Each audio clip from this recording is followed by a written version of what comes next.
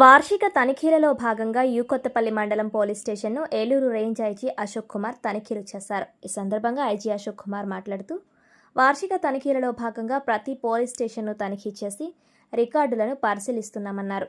ప్రధాన కూడలిలో సీసీ కెమెరాలు ఏర్పాటు చేయడం ద్వారా నేర నియంత్రణ తగ్గడం జరుగుతుందన్నారు. డ్రగ్స్, మాదక ద్రవ్యాలపైన ప్రత్యేక దృష్టి పెట్టి నేరాలను అరికడుతున్నట్టు తెలిపారు.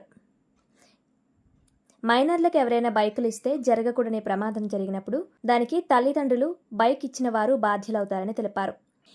కొత్తపల్లి పోలీస్ స్టేషన్ తనిఖీలో సంతృప్తి చెందినట్లు ఆయన తెలిపారు. ఈ కార్యక్రమంలో జిల్లా SP Bindu Madhav, DSP Manish Devraj Patil, CI Srinivas, SI Venkatesh, station సిబ్బంది తదితరులు పాల్గొన్నారు.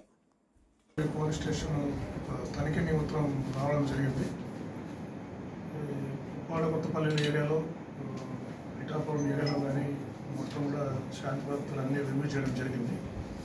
ఎప్పటికప్పుడు ఇక్కడ ఇష్యూస్ అన్నీ ఎప్పుడు వచ్చిన సమస్యలు ఇచ్చినా పోలీసు వారు అప్రమత్తంగా ఉండి వాటిని రిజాల్వ్ చేస్తున్నారు.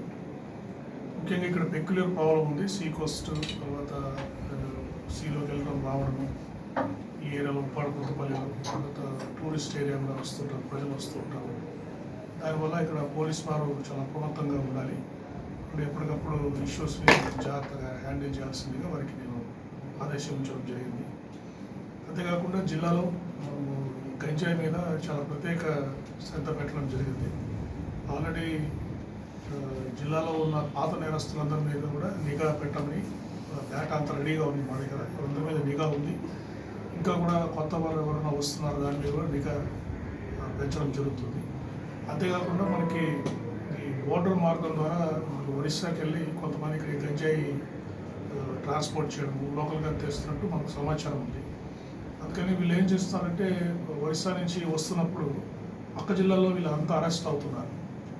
అరెస్ట్ అయిన తర్వాత వాళ్ళు అక్కడే జైలు జీవితం గడిపి ఇక్కడికి వచ్చేసి ప్రశాంతంగా ఉండిపోతున్నారు, తెలియకుండా ఉండిపోతున్నారు.